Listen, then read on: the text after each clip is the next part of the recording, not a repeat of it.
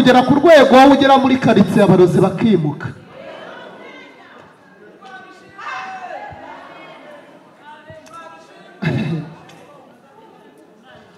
Wagombye kugera ku rwego ugera muri karitsiye abarozi ukabatwika kubera ko ibirimi by'umuriro, ariko utamenya n'amakuru ntabwo ubizi nyine, byishwa no kutabimenya.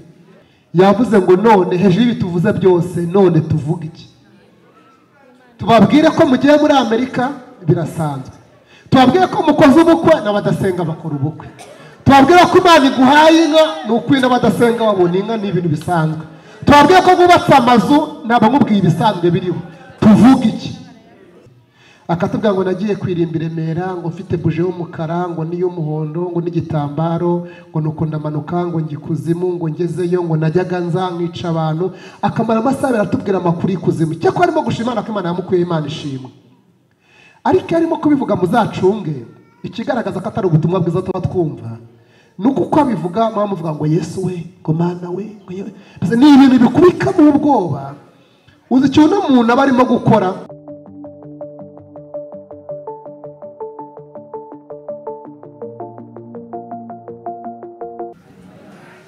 Yesu ashimwe. Mumeze neza? Imana irabarinze. Imana ishimwe. Dusome ku bafite Bibiliya, ku bazizanye, dusome mu rwandiko rwa mbere Yohana yanditse. Iyo uvuye mu gitabo cy'ibyahishuriwe Yohana, igitabo giheruka Bibiliya, ugaruka inyuma gato ugera mu nzandiko za Yohana, uvuye kuri Yuda, tushaka urwa mbere rwa Yohana, ni ku rupapuro rwa 244. Yohana urwandiko rwa mbere yanditse ibice bine, dusome n'umurongo wa 4, tuze kumanuka hepfo, asigaye tuza gusoma n'ahandi, tuze kuganira iby'Imana iduhaye ngo tuganire. Urupapuro rwa 244 izano rishya, Yohana urwandiko rwa mbere yanditse ibice bine umurongo wa 4, tumanuke hasi.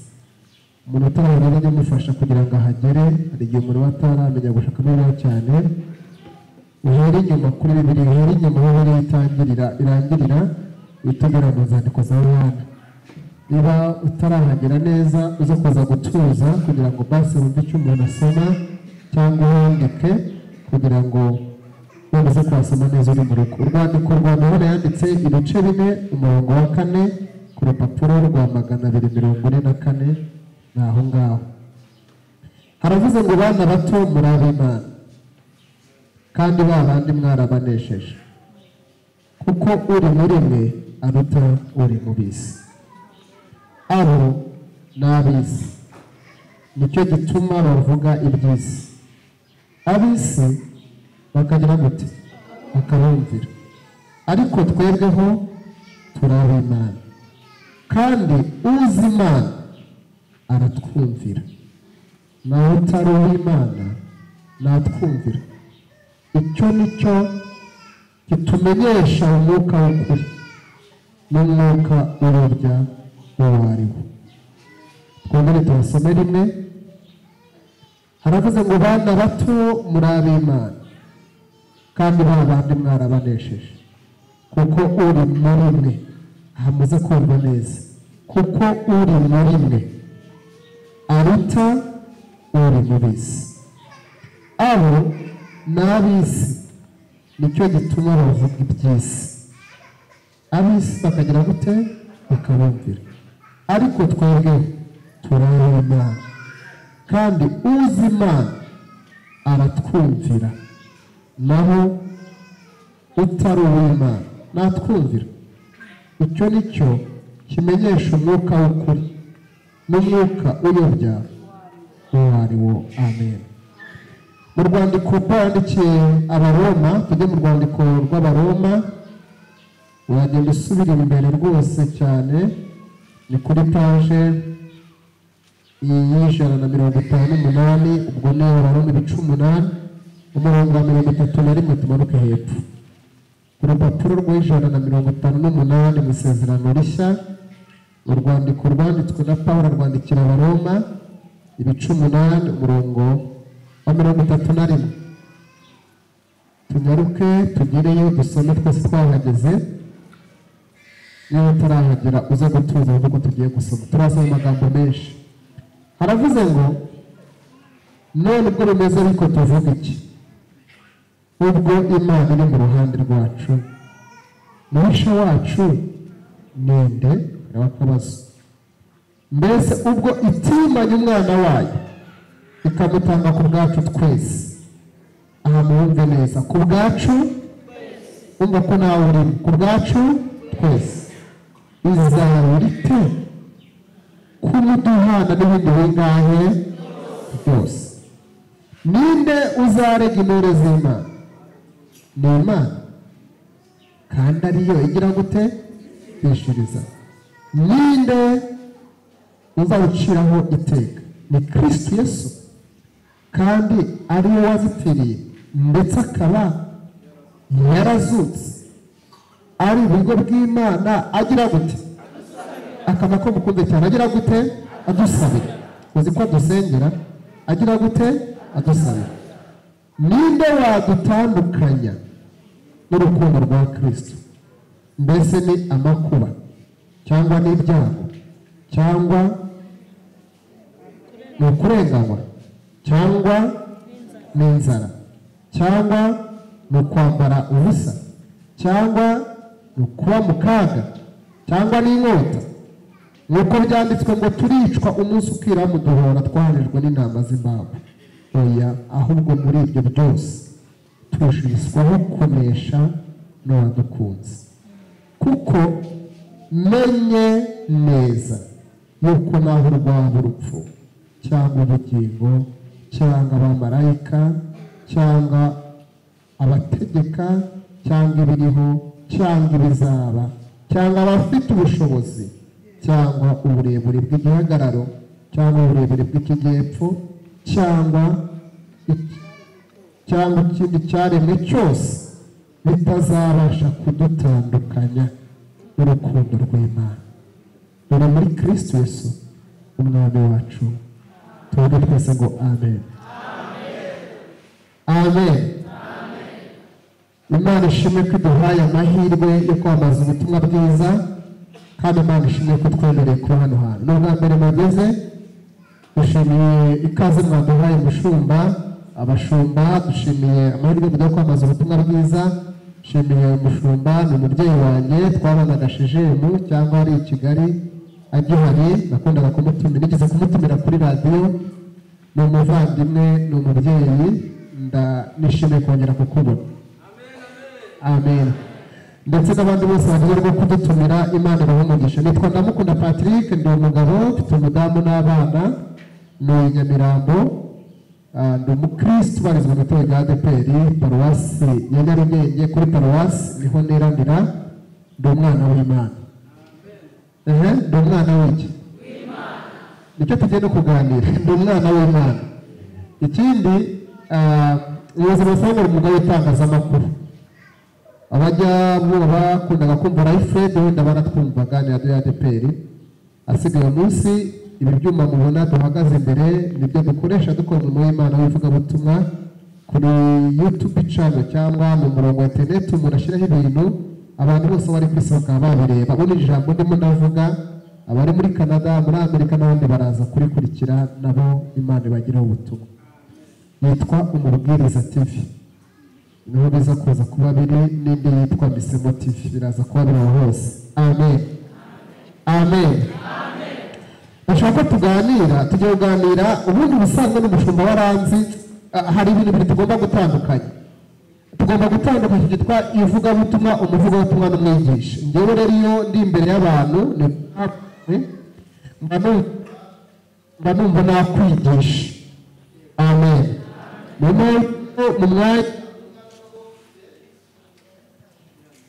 umwanya ungana n'uwo mfite ndagira ngo twige murabyemera abakristo barugarika ndagira ngo twige wenda kuvuga iri jambo ngavuga ngo ntabwo ushobora ubwo twatangiye kwiga ntabwo ushobora kuba umwigisha utemeye kubanza kuba umwigishwa kugira ngo ugire ibintu ugeraho mu buzima ni uko wemera kujya ku birenge by'abantu babimenye bakabikwigisha, warangiza nawe ukamenya kwigisha abandi. niyo mpamvu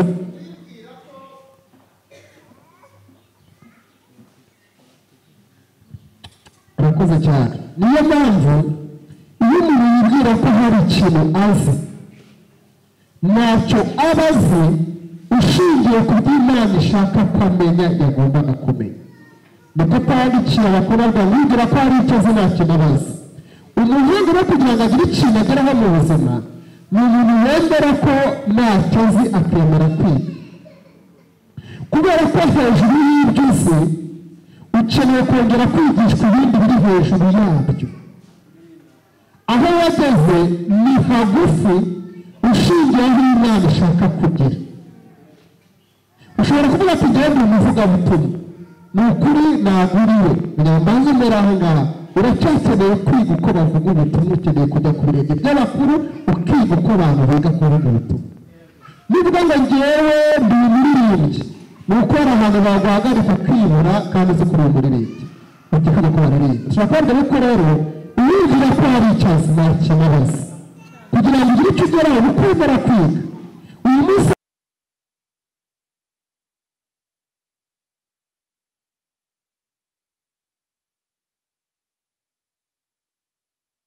cyangirika ukeneye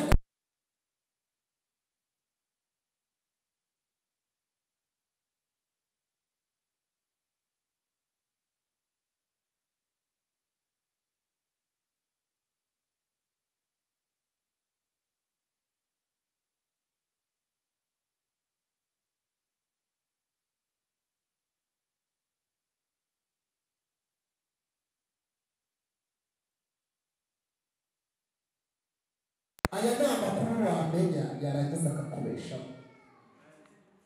amen. tuvuga cyane amen.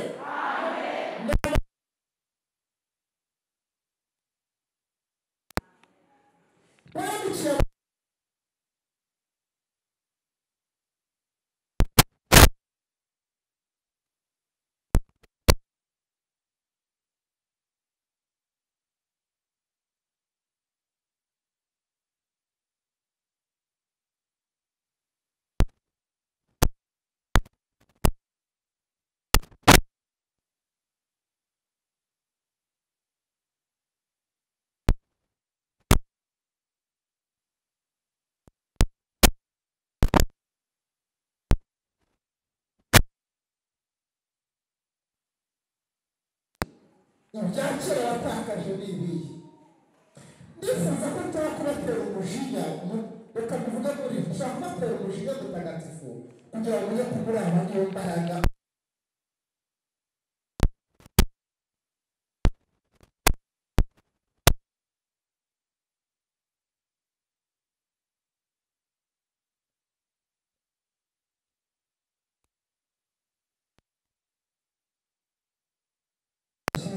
urenge kugira inyigisho cyangwa abigisha cyangwa abavugabutumwa batubikamo umwuka w'ubwoba ndetse n'uko kumenya no kubona Imana. hari imvugo irimo kuvuga Kigali ahomba, aho usanga umuntu umubaza ngo mbona umeze gute, inama yabanje gutahamo murako umeze gute, ati ndaho ariko urebeye hehe, murakora ntagenda, ati reka reka ntakigenda. murakora umeze gute, ati shaka uvuye mpagaze. kandi akabivuga atwaye Bibiliya mu gatuza, akabivuga ajya kwigarura, akabivuga ari urupapuro rwose umwuka wera, akabivuga ari umusenyi. bigatuma utekereza ati niba uno muntu arimo kuvuga ibingibi udakishijwe we ko bavuga ibintu bimwe batandukaniye neza. mbese bavuze ukuri, abantu bakijijwe barutse ubwa kabiri dufite andi makuru abisi batagira, dufite undi murongo dufunguraho tukumva ibyo abandi batumva, tukamenya ibyo abandi batamenya, bigatuma tuvuga ibyo abandi batavuga, tugatura abandi badatura bishingiye ku makuru twakira. iyo umuntu atarabimenya yifata uko atagombye kwifata. uzi impamvu ikibitera nuko twagize abavugabutumwa batuganirije Imana ibonekera mu bintu. icyo muracyumvishe? Itorero ry'Igashuga ya Pentekote narikozemo ndibamo maze imyaka myinshi mba Nyarugenge, ariko usanga abantu benshi bafite inyisho zibabwira yuko Imana ibonekera mu bintu, kandi kuri ibintu Imana yabitanga. Rero byatumye abantu bagonga igikuta kivuga ko umuntu igihe atabonye ibintu adafite Imana. iyo umuntu aje akabigisha amagambo ababwira ngo Imana irabazamuye, mbonye Imana ikujyanye, mbonye itumbagije, mbonye ikugiriye neza, nibwo uwo muntu yakirwa, murafashwa. ariko ikintu gikomeye kiri mu gihe kiba kibaye, abakubwiye icyo wamaze kuba cyo ntabwo bacyumvishe. abakubwiye ikintu wamaze kuba cyo, kubera ko ntabwo Imana izakuzamura kuko yakugengera kuzamuye. ahantu Imana yaguteretse ni harehare kuruta utekereza kujya. ikibazo ufite nuko udafite amakuru kuri aho utuye. uzi ahantu Imana yagushize mama wanjye, biratubwira ngo wapfanye na Kristo, uzukana nawe, uzamukana nawe, wicaranye nawe mu ijuru mu buryo bw'umwuka. none utekereza ko ari rwego Imana izagushiraho urenze urwo yagushizeho? reka mbivuga nitonze. utekereza ko ari rwego Imana izagushiraho rukomeye? kujya muri Amerika ni ibintu bisanzwe, abariyo nabo bararushya n'induki zituyeyo. kujya muri Canada, uriya nawe afite ibyifuzo bihanye na Canada rimwe. ahantu Imana yaduteretse ni ahantu heza, hari se huzuye. iyo wahageze ukahamenya, uranyurwa ukarimba amahoro y'Imana iyo wabimenye. niyo mpamvu Yesu yavuze ngo ndagiye, ariko banga umuntu mbasigiye kandi mbahaye, mbasigiye amahoro. izi mpamvu yaravuze amahoro nuko yarazi ko ahantu adutuje hari amahoro yuzuye. yaradutuje ku rwego rwuzuye amahoro, yaradutuje muri Edeni. umva igitangaza cyabaye. Imana ihamagara cyangwa Imana irema Adamu. mumurikire gato, ndashaka kwigisha mwihangane. Imana irema Adamu yamuteretse mu gace yarateguye kitwa Edeni. Edeni Adamu atuyemo n'umugore we nta byifuzo bagiraga, ntibasengeraga ibyo kurya, ntibasengeraga ibyo kunywa, nta ndwara barwaraga, bari mu buzima bw'umunezero, babanaga n'inyamaswa, batunzwe n'imbuto, babana n'Imana. ku mafu y'umunsi Imana ikabasura bakaganira. Adamu akimara gukora icyaha, ikintu cya mbere Imana yakoze, yamusohoye muri Edeni, imusunika hanze. Imana yongera gutanga Adamu wa kabiri, yongera gutanga Adamu wa kabiri ari we Kristo. araza, umuntu wese umwakiriye yongera gutura mu gace kitwa Edeni. iyo agezemo rero, iyo yatubwiye mu magambo, Yesu niwe Edeni yacu, Yesu ni ibyishimo byacu, Yesu ni amahoro yacu, Yesu ni umunezero wacu, Yesu ni imbaraga zacu. iyo wamutuyemo ukamugeramo ugatura aho hantu, ugira ibyishimo bidakomoka mu byo utunze, ugira amahoro adakomoka mu byo wahawe, ugira amahoro akomoka muri Yesu gusa. warangiza ukarimba umwami Yesu agomba n'iki? ni amahoro iyo wahatuye. ikibazo rero gikomeye gihari. ikibazo cyari gikomeye ni uko ushobora kubyitiranya, cyangwa abantu barabyitiranya. umuntu agatura mu idini, nature muri Yesu. noneho rero mu idini umuntu aruhira mu idini, ariko muri Yesu ntabwo umuntu aruha. Yesu ni uburuhukiro bwacu. haleluya! Yesu ni uburuhukiro bwacu iyo batuye muri Yesu. haleluya! iyo batuye muri Yesu ukamugeramo, uba ugeze ahantu heza. mbibutse ku isi yose ari imburabuturo. abari i Kigali w'indushyi z'i Kigali, abari mu cyane baruhirwa no kujya i Kigali n'ibindi byinshi, ariko Imana yabonye byose nta mumaro. iravuga ngo mbatuje ahantu heza, mbatuje mu gihugu cyiza, mbatuje ahantu hagutse, mbatuje ahantu muzagira amahoro akomeye ahambaye. ubwo muri bigi yaravuze ngo amahoro yose aha abantu be ntabwo agira akagero, nta nubwo arondoreka. abantu ajya ahumuriza umuntu uyafite. tuzamura ibiganza gatoya. Haleluya. Amahoro Yesu aha abantu be ntago agira akagero. Uzi icyo bivuze indirimbo, uzi icyo bivuze umushumba. Biravuze ngo amahoro umuntu ahabwa n'amashuri ntabwo wajyanye n'amahoro Yesu atanga. Amahoro y'amashuri arashira, ararangira. Amahoro y'umugabo arashira, ariko amahoro Yesu atanga ntago agira akagero, ntago arondoreka, ahumuriza uyafite. Hari umugabo nibutse muri Bibiliya, yari umugabo ukomeye, yicaga uwo ashatse, agakiza uwo ashatse, agakora ibyo ashatse. Yitwa Sawuli, akitwa Sawuli, akarenganya abantu, yarize amashuri menshi, ariko aburira amahoro. Ngo yari umunyedini cyane, umuntu ukomeye, ariko abura amahoro kandi arimo kurenganya itorero. Igitondo kimwe arimo kwerekeza i Damasiko, yicaye mu igare, agiye kureba Kristo w'i Damasiko agiye kubarenganya. Umwami w'amahoro arabumubonekera ngo amutungura ameze nk'izuba ryaka n'umuriro, ngo yikubita hasi amera nk'upfuye. Arangije aramuhindurira ubuzima, amugira umukristo, ahinduka Pawulo. Akimara guhura na Kristo rero yandikira Abafilipi, arababwira ngo ni ukuri ibyari indamu yanjye narabirebye ndabyitegereza. Uzi ibyo yaravuze? Yaravuze amashuri, yaravuze icyubahiro, yaravuze ubutunzi, byose arabireba, abihanga amaso, arabyitegereza, abishyira ku munzani, arabireba, abirebye asanga ngo bingana n'amase. Ngo ariko ahindukiriye Kristo, ngo asanga kumutunga ni ubutunzi butagira akagero. Ngo ahitamo guhomba ibyo yaratunze byose ngo arebe ko yaronka Kristo. Uzi impamvu abantu batemera guhomba? Reka mbivuge nitonze. Uzi impamvu abantu batemera guhomba? Ni uko batarahura n'ubutunzi buri muri Yesu. Imana ishimwe, Imana ishimwe. Ibi rero utarabimenya, iyo utabizi, uruha ukabura aho wagombaga gukirira. Uzi umuntu uruha atwaye Bibiliya? Uzi umuntu uruha Bibiliya yitunze mu rugo? Uzi umuntu uruha akorera Imana mu rusengero? Uzi umuntu uruha kubera kudahishurirwa Yesu? Uzi umuntu ubura amahoro atuye mu gihugu cy'amahoro? Ariko munyemerere tuganire n'abavandimwe. Ni gute umuntu ambwira ngo ngewe nakiriye Kristo yarangiza akabura amahoro? Iyo mibare muyihuza gute? Mureke tuganire n'abantu b'inshuti. Ni gute ubwate ugenda umukristo nabuki bwa kabiri nsengera muri Apantekote, nsengera muri Adeperi, ni umupantekote nuzuye umwuka wera, warangiza ukabuza mu butuzuye amahoro? Uzi kwakira Yesu icyo bivuze? Bivuze ko wakiriye amahoro, kuko Yesu niwe mahoro. Ni gute wakira amahoro ukabura amahoro?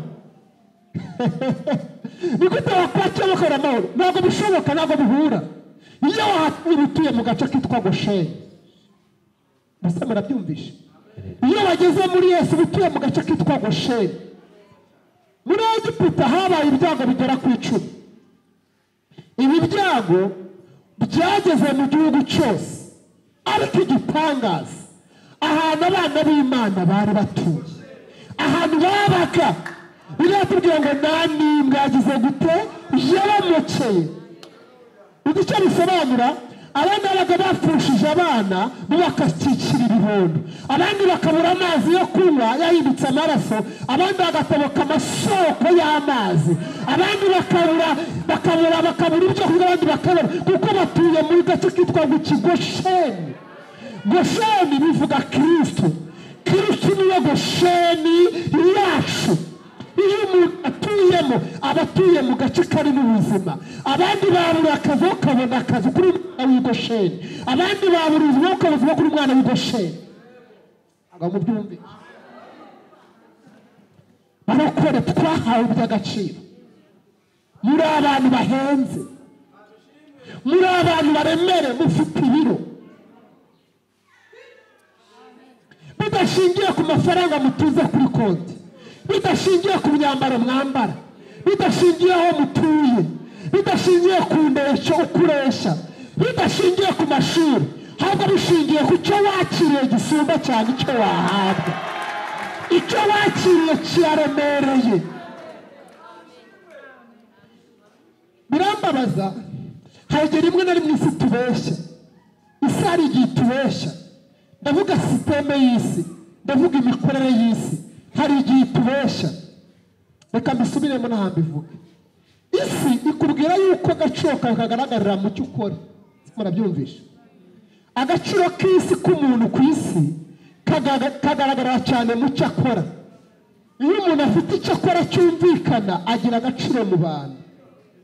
Yaba ntacyo afite akora ibintu bisanzwe agaciro kagatakara. None ukumva ko nta gaciro ufite. Ijambo rikomeye mufasha mu igombi. Ariko icyo ukora si icyo ubura cyo. Ahubwo icyo uri cyo cyagisumba cyane ibyo ukora. Meze wayindi badarashaka kumahara. Imana ifasha mu byumba. Reka mbisubire. Ndavuze ngo agaciro kanjye nigashingiye mu cyo ndimo ndakora uyu munsi. Kubera ko icyo nkora kirashira, ariko icyo cyo ntabwo gishira. Icyo Imana yagize cyo gisumba, icyo Imana yagize cyo gisumba cyane icyo nkora. Iyo utazi icyo Imana yakugize cyo, wirebera ku cyo ukora, kandi icyo ukora bazakwirukana, ariko icyo uri cyo nawe uzakikwirukanaho. Haleluya! Icyo uri cyo gisumba cyane icyo ukora. Uzi icyo uri cyo, uzi icyo uri cyo, uri umwana w'Imana. Mushumba wanjye, ibyo nyine ni ijambo ryumvishe ukamenya ko uri umwana w'Imana, wajya usinzira ukanezerwa. Dawidi yaramenye avuga amagambo muri zavango ni ukuri menya amakuru. Abango nzajya ngama niziguye sinzire kuko Uwiteka amaye kuba amahoro. Arongera avuga amagambo aravuga ngo erega menya ndi makuru. Aravuga ngo si imbere n'inyuma. Uwo ni Dawidi. Ngo si imbere n'inyuma. Yaravuze ngo iyo neye intambwe nerekeza imbere mba ninjiye mu rukundo rw'Imana. Iyo nsubiye inyuma gatoya nabwo nisanga mu rukundo rw'Imana. Iyo ngiye ku ruhande nsanga nicaye mu rukundo rw'Imana.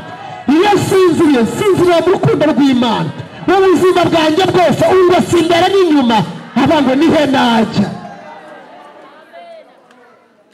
Biratubwira ngo Imana iturinda nk'uko, biravuga ngo Imana iturinda nk'uko imboni z'ijisho irinda ijisho. Losikita, Imana ishimwe, Imana ishimwe. Ndimo ndashaka kubumvisha abo muri bo. Mwaza gusubiza mbabwira ko mudakwiriye gutinya abadayimoni. Ndi hano ni mu cyaro, asa n'ari mu cyaro. Haba hari imyuka myinshi ngo y'uburozi. Hari abarozi muturanye n'abapfumu n'ibindi. Biriya yatubwiye ngo uturima ruturi mu bisi. Iki muracyumva? Mama mushiki wanjye, uzi ko imbaraga zigutuyemo zisumba cyane imbaraga zituye mu murozi urimo kukuroga muri ino minsi.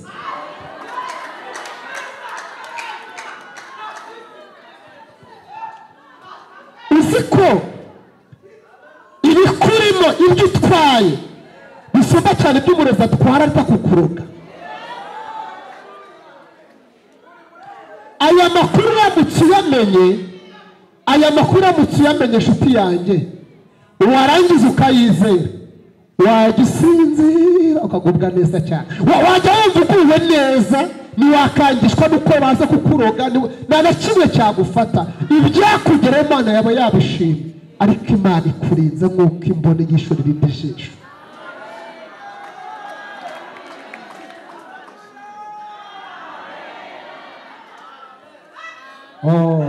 Imana ishimwe, Imana ishimwe. Ndimo ndababaza ngo mwatangiye kumva bo muri bo mu Mana. Ndimo ndababaza ngo urinde mu Mana. Njyewe nitwa Ndamukunda Patrick. Papa wanjye yitwa Kamuhanda Cyprien, yapfuye mfite amezi 9. Sogokuru yitwa Rufuriza Chrysostome. Kandi mvuka hano hafi ugomba kumubaza reka ngarukiraho. No kwa Gitsimbanye n'ahandi gukomeza.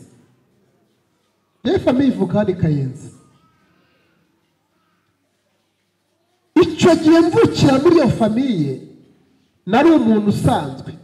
Baroga bikemera, bazinga akazingika, batongera ibintu bikamufata. Nyuma nza kuza kwinjira mu ndi muryango witwa kwa Mana. Mbyarwa n'Imana. Maze kubyarwa nayo, niba tuvuga ngo itaminduka ikiremwa gishya. Icyo kiremwa gishya ni ikiremwa kiri hejuru y'abadayimoni, ni ikiremwa kiri hejuru y'abarozi, ni ikiremwa kiri hejuru y'abapfumu, ni ikiremwa kiri hejuru y'imbaraga zose, ni ikiremwa gituye mu ijuru cyabamo n'Imana. Ayo makuru nyiramenya natangiye kwifata nk'uko iwacu twifata. Ibaze uramutse ubonye umwana wa Perezida Kagame, umuyobozi dukunda, umusaza, umubyeyi wacu, ukabona wa mwana witwa Cyomoro, ukamubona arimo kugenda hano hitwa Rugarika, ukabona arimo kuhagendagenda avuga ngo urabona ngo ubuzima buranze, ngo urabona ngo mpfuye nabi, ngo urabona ngo mbayeho nabi. Uzaramutse abivuze mukamubona, yaba afite ubukene bwo kutamenya ko avuka ibwami. Ariko amenya amakuru ko avuka ibwami, yamenya ko agomba kugira abamurinda, yamenya ko arinzwe, yamenya ko ibyo umwana atunze ari ibye, yarangiza agasinzira. None mwebwe ntabwo muri abana b'ubwami bw'isi, muri abana b'umwami w'abami witwaye isi. Ubwo muri abana b'umwami w'umwami, uzi icyo bivuze? Biratubwira ngo turi abami, natwe turi ibikomangoma, turi n'abatambyi. Uzi ikindi bivuze nshuti yanjye? Dore ikintu gikomeye, niba turi abana b'ibwami, umva ijambo ririmo, ntabwo umwana ahangayikira umubyeyi, ahubwo umubyeyi ahangayikira abana. Ubwo nta kintu mwumvamo. Ntabwo umubyeyi, ntabwo umwana ateganyiriza abana, ntabwo abana bateganyiriza ababyeyi. Ndavuga abana bakiri batoya, ntabwo bateganyiriza ababyeyi, ahubwo umubyeyi asevingira, ateganyiriza abana be. Ntabwo umwana aheka umubyeyi, ahubwo umubyeyi aheka umwana. Uzi ukuntu Imana yavuze ngo nabahetse mukiri insoro, mbaheka mukivuka. Ngo imbizi za buriyenzi nibahetse. Ndimo ndaguha amakuru yo kugira ngo umenye aho uba n'aho utuye. Imana ifite umugongo mugari, Imana ifite umugongo munini, umugongo mugari w'Imana. Ihekaho abakecuru bashaje, ihekaho abakambwe, ihekaho abana b'impinja, ihekaho ibikoreye n'amajigiza, ihekaho abantu bose bagakwirwaho ikabatwara. Kandi umubyeyi niza ahantu abajyanye abana be.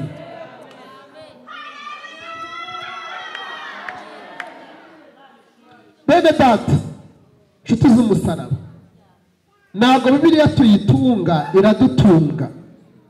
Ibi bintu mbabwira nibwo buzima bwanyu, nibwo buzima bwanyu mwagombye kuba mufite. Ntabwo ugombye kurira uko abandi barira, ntabwo ugombye kubuza uko abandi bavuze ngo wowe uri umwana w'Imana, utuye i Gosheni, uba muri Edeni. Imana iraguhangayikiye. Imana ifite inzira nyinshi zanyuzamo abana bo bagatambuka. Niba abandi bana b'abantu bakomeye bagira inzira bacira, bakabaha igishoro, bakabaremera ubuzima itangiriro, Imana izaremera abana bayo igishoro, izabaremera ubuzima. Niba umubyeyi ashaka amajyambere cyangwa ibishyingiranwa cyangwa ibirongoranwa, akabiha umwana, umubyeyi akabishakisha akabimuha, Imana nayo abana bayo. Ubwo ndabwira umukobwa ugiye gushaka wahangayitse, cyangwa umuhungu wabuze umwana, Imana nayo ubwayo ifite inzira izaca, ifasha abana bayo babasha kugira aho bagira. Nshuti z'umusaraba, iyo mubyizeye birakora.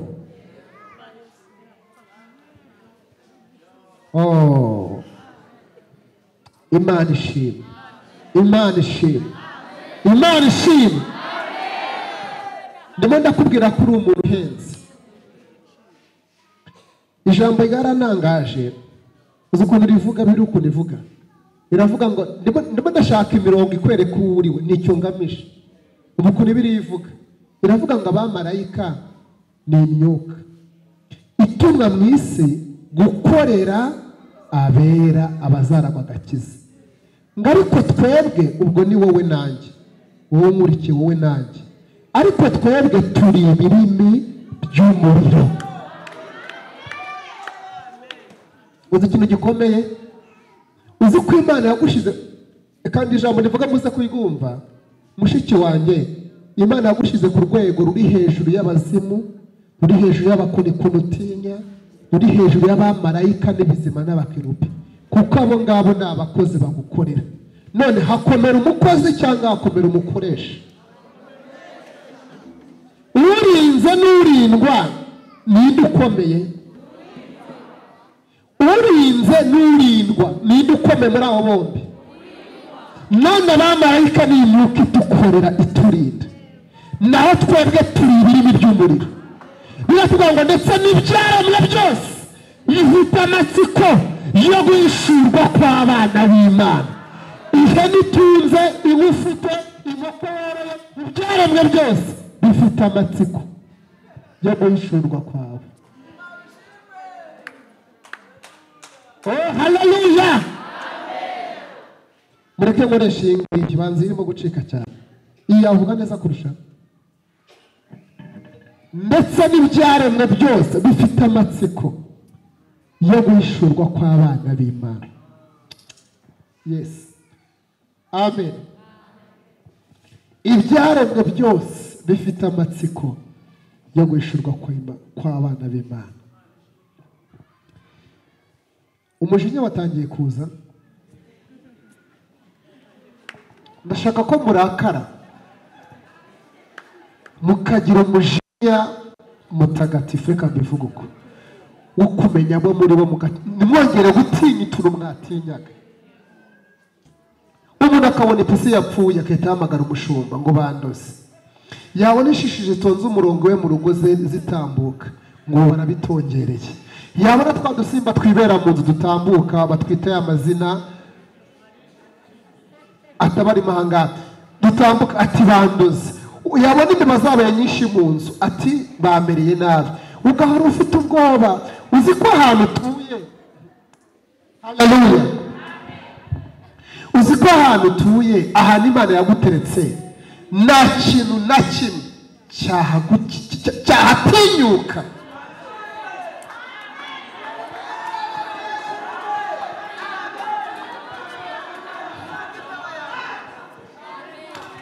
Hari umuririmbyi indirimbo aravuga ngo iri muri twebwe icyo bitubwira ni imirimo yose igenda ikora, abayivugana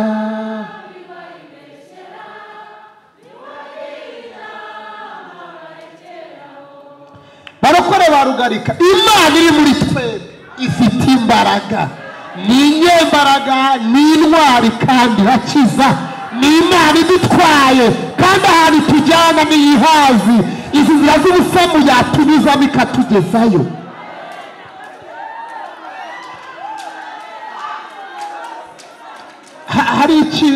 Hari ikintu nahishuriwe, mucyumva mwitonze, hari ikintu nahishuriwe. Papa, uzi ko nta na rimwe umubyeyi uhetse umwana ngo umwana uri mu mugongo, mumurikire gato, umwana uhetswe mu mugongo ngo agire ibitekerezo bimubwira ngo ubu se turaca he, ngo ahangayikishwe n'urugendo. Ntabwo mukumvisha ako kantu. Umwana uri mu mutaka, umwana uri mu ngobyi y'umubyeyi, ari mu mugongo wa mama we, atwikiye n'umutaka wa mama we, afite aho ajyanye amujyanye. Ntabwo uriya mwana ukiri muto yakwibaza ngo turagereyo gute, ati nzabaho gute, bizagenda gute. Uzimo mutabitekereza, yizeye umugongo w'umuhetsi, azi neza ko izuba niva amutwikira umutaka, azi neza ko imvura nigwa amutwikira, azi neza ko mu ishakoshi harimo impamba ye, azi neza ko ari bumuhibere, kandi azi neza ko umubyeyi azi inzira y'ubusamo aza kumunyuza akamugezayo. Iduhetse, idutwaye, izi ahantu tujyana, turi mu mugongo wayo, kandi ifite umutaka izadutwikiriza, ifite n'impamba izaduha mu buzima byatugoye. Umuntu uzayitambika.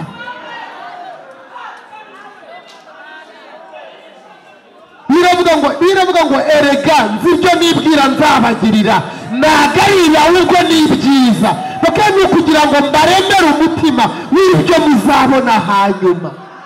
Baroko abarokore murahenze, murahenze, urahenze.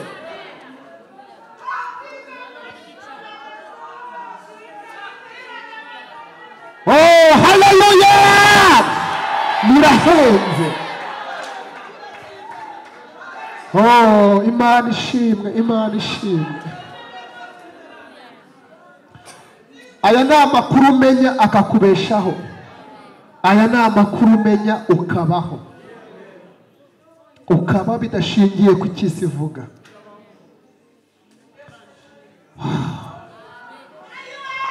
Twagize abigisha cyangwa abavugabutumwa n'abapasiteri mu madini atandukanye batubitsemo umwuka w'ubwoba.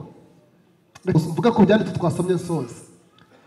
Mujya mutekereza gute kuba mwaha umuntu mikoro nk'uko mwayimaye akamara amasaha 2 arimo kuduha ubuhamya, cyane ko munabukunda, atubwira ko yagiye ikuzimu?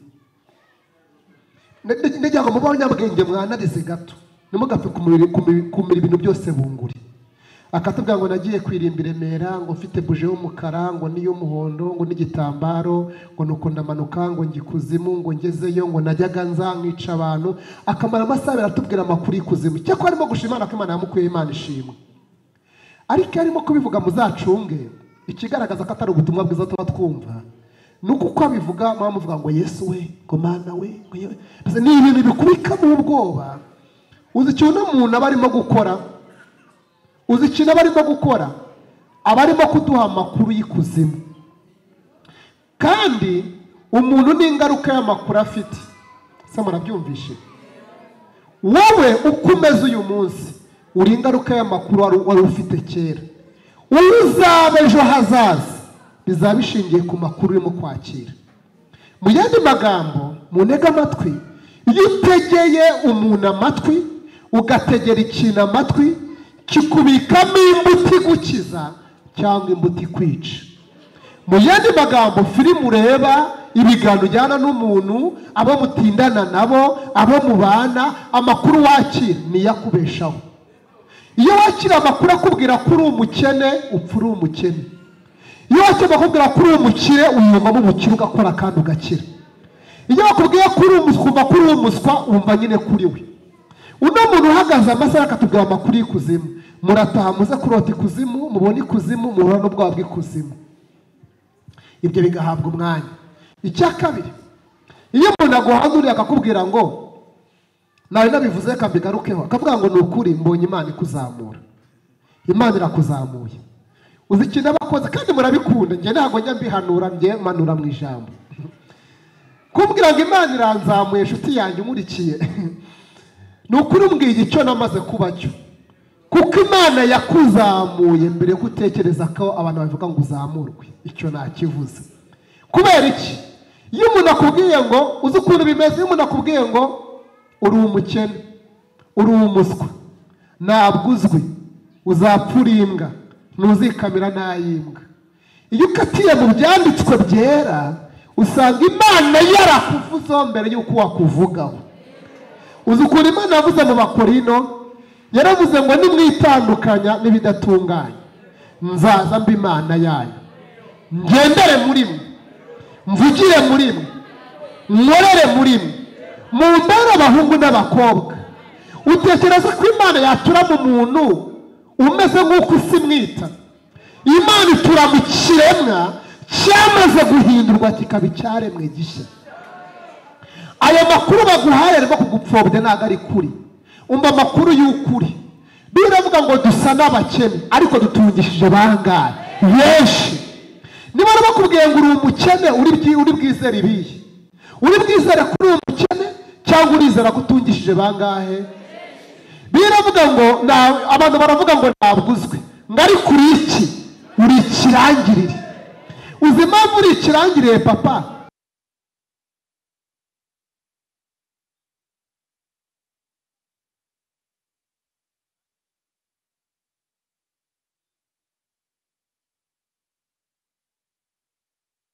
Umugabo waje mbere y'uko wawuza, gusa barabyumva. Hari umugabo waje mbere y'uko wawuzina, mbere y'uko uvuka. Hari umugabo waje mbere y'uko wuvuka mama wanjye. arangije akora agatendi kuzimu. Biratubwira ngo ajyayo, agezeho akandagira Satani amukomeretsa umutwe. Arangije afungurira abera, abazamukana Yerusalemu. Bivuze uwo mugabo amaze kuzamuka yaragarutse atura mu buzima bwanjye. Ntabwo uracyumva neza. Uwagiye kuzimu akazamukana abera atura mu buzima bwanjye. Bivuze ko aho ndaye niho araye, aho nicaye niho yicaye, aho ndimo ndagenda niho arimo kugenda, aho nkorera niho bari, kuko ngendera muri njye. Yaravuze ngo nzatura muri mwe. Imana yari isunganyije mu bumana bwayo, itura mu buzima bwawe. Niyo mpamvu uraremereye, ufite ibiro. Ni gute rero umuntu Imana ituyemo ahunga ngo ahantu ntuye ngo hari abarozi ngo ndimutse ngo ndagiye? Uzi ikintu uba ukoze? Ububwiye ngo Mana ngo barimo baraturoga njye nawe reka tugende. Wagombye kugera ku rwego wowe ugera muri karitsiye abarozi bakimuka.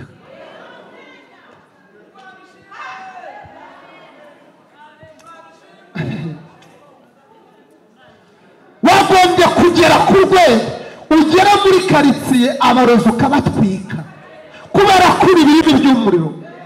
Ariko kutamenya n'amakuru ntabwo ubizi nyine, byishwa no kutabimenya.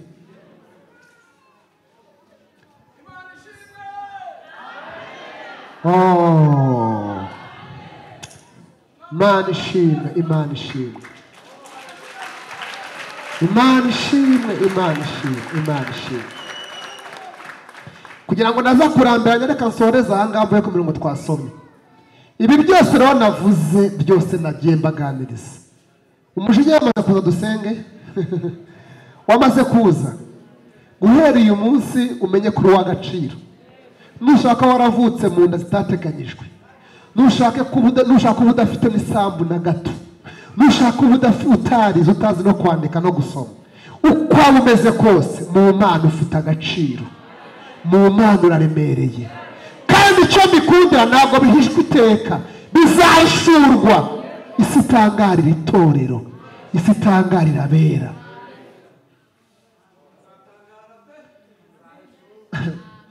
Icyanditswe nsorejeho rero twasomye, umva ukuntu Yohana yandikiye itorero. Yaravuze ngo bana b'Imana, yaravuze ngo bana bato. Mwumvire ijambo bazi uryumva utekereze gato. Haleluya. Yaravuze ngo bana bato, ni ukuri muri ab'Imana. Uzi iri jambo urimenye mushiki wanjye, wajya ugenda wumva ufite ibiro uremereye. Uzi impamvu wajya uremera? Ni uko wajya uvuga ati kumbe inshomereye ni akazi ngira, ariko nkabuze ndi uwande, ndi uw'Imana. Kavuga ati nubwo natigize niga, ariko ndi uw'iki? Ndi uw'Imana. Nubwo nta sambu mfite, ariko ndi iki? Ndi uw'Imana. Ukavuga ati ubwo ndi uw'Imana ugatuza. Iyo utabimenye wisanisha naho uvuka. Iwacu nawe ubyara, iwacu nawe ushaka, bambwiye ko nzapfa ndi imbwa, bambwiye ko bamvumye, bambwiye ko ndi iki. Ukireberaho ukagenda ububa, kandi warageze mu bwami, warageze mu gace kitwa ubwami, waravutse kwa Mana. Yaravuze ngo bana bato muri ab'Imana. Iri jambo yigumve, nutabimuvuga ati ni ukuri ndi uw'Imana. Icyo ni ikintu cyakubeshaho. Ahita babwira ngo kandi babandi mutinya. Nagiye mbigarukaho: abarozi, abapfumu, abantu babi, abakwanga, abakurwanya, ubukene, indwara n'ibindi byose utekereza. Yavuze ngo babandi mutinya mwarabanesheje. Ikibazo cyanjye ni iki? Wakwibaza kuvutse ejo bundi wabanesheje gihe ki? Uzi igihe wabanesheje? Hari umugabo waje arakuneshereza. Haleluya. Hari umugabo waje we arakuneshereza, arangije wisunga intsinzi ye. Iyo ntsinzi ye niyo igutambutsa utagombaga gutambuka, niyo ikugeza utagombaga kugeza. Hari umugabo waje uwo nawe kandi muri kumwe niwe wanesheje, yaje mbere y'ukuza. Imyaka 2 yatambutse Yesu ageze ku isi, agukorera ibyo utagombaga gukora, agushobora utagombaga gushobora, akugeza aho utagombaga kugeza, aguha ibyo utagombaga guhabwa. Haleluya! Yesu yaramuhamye mu bice 53 umurongo wa 4, ahereye ku murongo wa mbere aravuze ngo ninde wizeye ibyo twumvishe, abo ko kwitaba kwahishuriwe nde, kuko kuri imbere y'ikijejeje cy'icyumba mutaka bwumye, ngo twamubonaga ngo ntabwo ari afite ishusho nziza n'igikundiro. Ageze ku murongo wa 4 ngo ariko intimba zacu nizo yikoreye, yacumitiwe gukiranirwa kwacu, igihano kiduhesha amahoro cyari kuri we. Mutuze ndabwira akantu k'ubwenge. Uzi ko intimba zidafite umugabane mu buzima bwawe, uzima butagomba kugutwaza igitugu, nuko hari umugabo wazikoreye mbere yo kuzigira. Agabo byumvishe mana. Umva, hari umugabo waje mbere uko tuzi, amenya kuzaba imfubyi, amenya kuzaba umupfakazi, amenya kuzasigara wenyine abo bagiye muri jenoside yakorewe abatutsi, amenya kuzabura akazi, amenya byose, arabimenya ko azi byose. Aravuga ntabwo yabishobora byose, arabifata abishyira ku bitugu bye, arabitwara kugira ngo nuvuka uzabe ubuzima budafite intimba. Kuko ijambo dusomye riri muri pasi.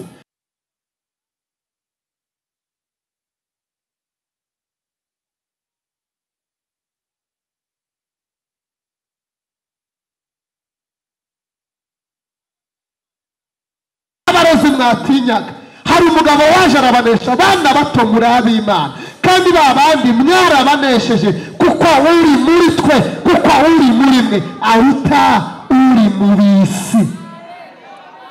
Iri jambo nyakunda kurivuga kuri radio cyangwa ndakunda kurivuga, rivuga ngo ikikurimo kiruta cyane ikikuriho. Ikikurimo gisumba kiruta cyane ikikuriho. Ikikuriho ni covid, ikikuriho ni ubukene, ikikuriho ni amadeni, ikikuriho ni ubupfakazi, byose bikuriho, ariko ikikurimo ni Imana. Haleluya! Kuko Imana ituye mu buzima bwawe. Bana bato muri ab'Imana, babandi mwarawe, kuko uri muri mwe aruta uri mu isi. Soza rero, muko Bibiliya tubwiye dutera conclusion. Yavuze ngo none hejuru y'ibi tuvuze byose, none tuvuga iki? Tubabwire ko mugiye muri Amerika birasanzwe. Tubabwire ko mukoze ubukwe n'abadasenga bakora ubukwe. Tubabwire ko Imana iguhaye inka n'ukwina abadasenga babona inka, ni ibintu bisanzwe. Tubabwire ko bubatse amazu n'abamubwiye ibisanzwe biriho. Tuvuga iki? Tuvuga iki? Yavuze ngo tuvuga iki? Ubwo Imana iri mu ruhande rwacu. Haleluya! Ubwo Imana iri mu ruhande rwacu, musho wacu ninde? Haleluya! Ubwo Imana iri mu ruhande rwanjye, musho wanjye ninde? Yavuze ngo mbese ubwo itimanye umwana wayo ikamutanga ku bwacu twese, bivuze ko nawe urimo ku bwacu twese. Icyari gihenze Imana aragitanze. Icyari gihenze n'umwana wayo yaramurekuye, kandi umwana wawe yaje ari kombine y'ibintu bikene, yaje abitse mu bikeneye byose, yamuhanye n'ibindi bingahe byose. Muri Yesu harimo kubyara, muri Yesu harimo akazi, muri Yesu harimo gukira indwara, muri Yesu harimo iterambere, muri Yesu harimo gukira ibyaha byakunaniye, muri Yesu harimo gucira akarande, yamuduhanye n'ibindi bingahe byose. Aravuga ngo rero ninde uzarega intore z'Imana? Ninde uzakurega? Bango ni Imana ati hoya, ni Kristo ati hoya. Abango mbese ni ikihe kintu cyadutandukanya n'urukundo rwa Kristo?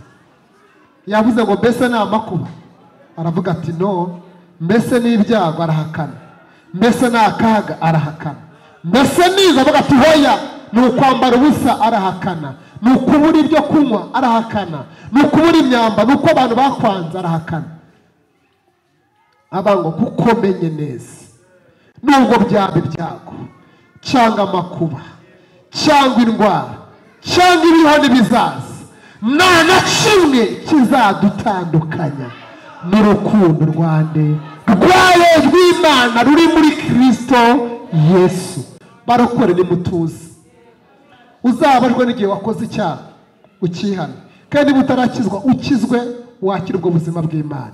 Ibindi byose muhumure, Imana izabageza aho yagambiriye kubageza. Kandi Imana yabavuzeho mbere y'uko abantu babavugaho. Imana yabakunze mbere y'uko mwikunda. Imana yabamenye mbere y'uko mwimenya. Imana niyo ifite ibanga ry'ubuzima, niza hitwerekeza. Kugira ngo nsoze, iyo mvuga abantu bagira ngo ngende naradamaraye, bagira ngo ngende umwana uvuka ahantu heza wadamaraye. Mama yapfuye mfite amezi 9, papa yapfuye mfite imyaka 2, mvuka ndi umwana umwe, ndi ikinege. Nta mushiki wanjye ngira, nta mukuru wanjye ngira, nta murumuna wanjye ngira. Nakuriye mu kigo cy'imfubyi, narerewe mu kigo cy'imfubyi. Aho navukiye mu miryango y'iwacu baramfashe mfite imyaka muri 5 n'ubwo nagiye mabwa, bajya kunjugunya muri Nyungwe. Maramo igihe kingana hafi ukwezi nunzwe n'inyeri n'ibindi bitandukanye, nza gutoragurwa n'abahigi n'abana barambankuramo.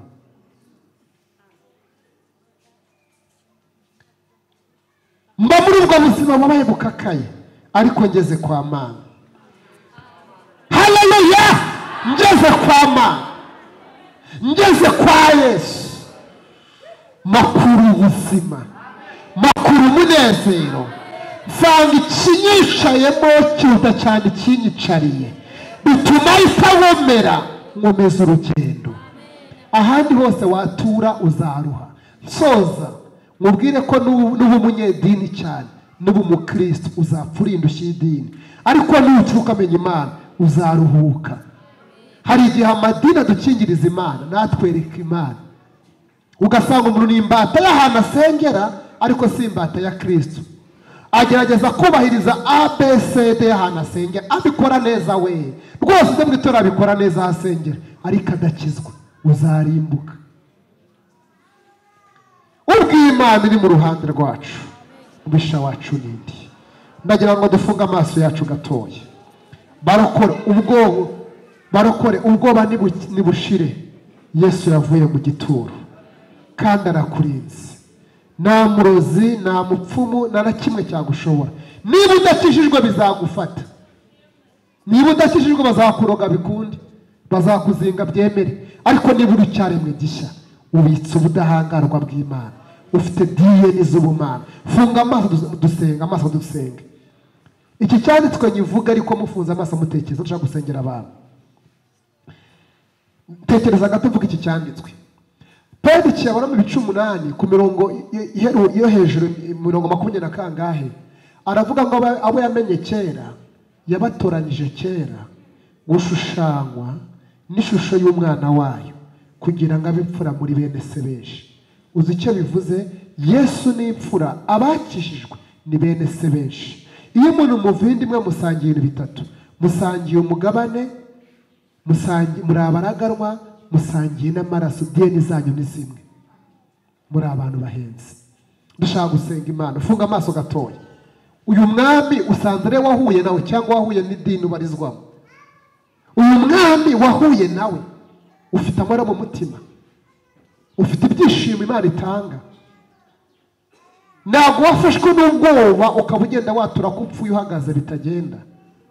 Ese ubundi wigize ukizwa umbwije ukuri, cyangwa waraguye?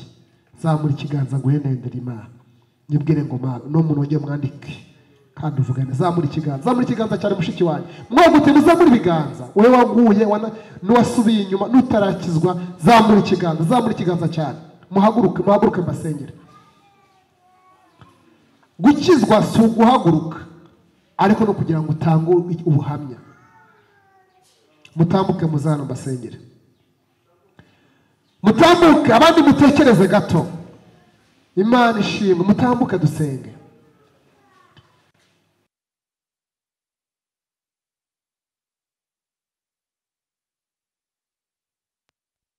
Amaze kugira umujinya, se ko mutavuga. bene data, hari ikinyoma cyambaye ishusho y'ukuri abantu bakunda kumva. Ibyo no kubijyamo, hari ibintu twumva ariko by'ikinyoma ariko by'amashusho y'ukuri. Hari abantu twakira kuri mbere bagadukinira teyatere, ikinamico, umuntu akaza akivuga akikora utuntu mugaseka mukanezerwa, ariko ugasanga nta ubutumwa bwiza mwumvishe. Ubutumwa bwiza ni imbaraga, kandi ubutumwa bwiza buhagaze ku mashyiga ane. Ni ukuvuga kuvuka kwa Yesu, gupfa kwe, kuzuka kwe no kugaruka kwe. Ibindi byose ni teyatere. Kandi umuntu yabwumvisha agira amahoro, iyo umuntu yabwumvisha arisobanukirwa. Muzamure ibiganza. Ndashaka gusenga isengesho, nyuma ngakira umushumba nawe agasenga indi sengesho. Tuba twaje gusenga n'umunsi umwe mu cyumweru ngo dusenge. Ndagira ngo uzamure ibiganza, funga amaso gato mama. Zamura amaboko yombi, wo gusa n'uteze tagisi, zamura amaboko yombi uvuye ngo uciye bugufi. Nurangiza usenge. Ndagira ngo ubambure akanwa uvuge mu izina rya Yesu. Bumbura akanwa ugire ikintu uvuga. Mana, turi imbere yawe mu izina rya Yesu Kristo. Tangira wisenge, bumbura akanwa uvuge, mwitoze gusenga, vuga. Mana, turi imbere yawe mu izina rya Yesu Kristo. Ndasenze kugira ngo abakristo bihishurire mwana. Uri inzira, uri ukuri, uri ubuzima, uri icyerekezo, uri amahoro, uri byose kuko ufite. Uri imbaraga z'agakiza kacu, uri imbaraga z'abakishijwe, uri imbaraga zacu, uri amahoro yacu. Uraduhetse ku mugongo, ntacyo tuzaba, tugoswe n'urukundo rwawe. Uri mu ruhande rwacu nta mubisha, udufitiye urukundo rwinshi. Uri umunyembaraga, uri intwari muri twe, wasangiye natwe ubuzima, turi ibyaremwe bishya. Ndasenze mwami, uyu mukecuru, uyu musaza, uyu mwana, uyu mukobwa, uyu dukurikiye uri kure, mbatuye kugira ngo muhishurire ijambo ryawe rigire imbaraga muri twe. Ibyaturwanyaga birwanye, ibyaduhigaga bihige, ibyaducaga intege bica intege, ibyadushakaga bishake, ibyabateraga ubwoba bitera ubwoba. Mu izina rya Yesu Kristo, indwara nizikire, indwara nizikire, indwara nizikire. Kanseri nikire, indwara z'umutwe nizikire, indwara z'amaguru nizikire. Twatuye gukira indwara z'imitwe, indwara za rubagimpande, indwara z'imitsi, indwara z'amaguru, indwara z'abadayimoni. Dushirire umugozi, twatuye gukira, twatuye kubaho. Nari bakira amahoro, natuye amahoro, natuye ibyishimo, natuye imbaraga, natuye ubwenge, natuye kurirwa iyo ku buzima bw'abakristo. Urakoze mwana, uvugana n'umuntu wese, kandi ijambo riguye mu buzima bwacu. Utwungure kukumenya, imigezi y'ubugingo nitembere mu buzima bwacu, mu izina rya Yesu Kristo umwami wacu, amen. Mugihagaze, reka nakire umushumba. Iyi nivuga neza mushumba, fata iyi ngiyi. Reka nakire umushumba yongera agira isengesho ry'umutambyi, agira icyo abaturaho. Data wa twese mwiza, turi imbere y'amaso yawe, turagushimiye muri uyu mwanya. Tugushimiye ko uri mwiza kandi ubereye mwiza, bagutegereje n'ubugingo bw'abagushaka. Uri Imana yacu nzima, uri Imana ikomeye, uri Imana itwitayeho. Kandi icyo twumvise n'urukundo rwawe, rwa rundi waremesheje isi, rwa rundi ukidukunda kugeza n'ubu, rwa rundi wakomeje kudukunda kandi uzakomeza kudukunda. Amena. Twumvise ko turi abana b'Imana kandi twari dusanzwe tubizi, ariko muri uyu mwanya twongeye kumva izindi mbaraga. Imbaraga z'ijuru, imbaraga zo kurindwa, imbaraga zo kuba amahoro, imbaraga zo kugendana nawe. Kandi nk'uko waduhamagaye uri uwera, natwe Data wa twese mwiza, urasaba kubabera mu ngeso zacu. Urukundo rwacu rero, urukundo tugukunda, n'uburyo twitayeho, n'uburyo watwitangiye, nibikomeze bigwire muri twebwe, bigwire mu itorero ryawe. Imbaraga zawe zigaragare, ubuntu bwawe bugaragare, natwe tugendere muri ayo mahoro ya yandi utanga, atari nk'ay'abantu. Amen. Amen. Amen. Amen. Amen. Ntabwo twarondora uburebure bw'igihagararo n'uburebure bw'ikijyepfo. Data ukidukunze n'uburebure bw'imbaraga zawe, bana natwe. Kandi Data ukomeze ubane natwe mu ruhande rwacu, tugirire neza. Mana umugayo wose wari uri kuri twe ukurweho, ahubwo imbaraga zawe n'ubuntu bwawe n'urukundo rwawe n'amahoro yayandi utanga bikomeze kugwira mu itorero ryawe. Urakoze kubw'imbaraga, urakoze kubw'umugisha uduhaye, urakoze kubw'amahoro utanze. Mu izina rya Yesu komeze mu ruhande rwacu kandi tugirire neza, tubyambaje mu izina rya Yesu, amen.